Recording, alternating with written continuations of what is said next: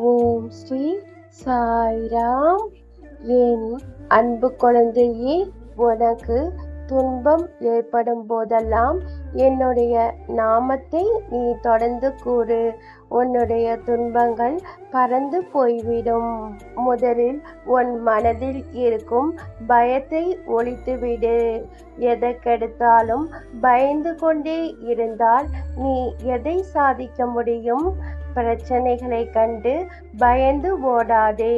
நீ எந்த வழியில் போனாலும் எந்த முடிவுகள் எடுத்தாலும் ஏதோ ஒரு பிரச்சனை வரதான் செய்யும். அதை கையாளும் திறனை நீ வளர்த்து கொள்ள வேண்டும். அப்போதுதான் நீ தேடிய இலக்கை அடைய முடியும்.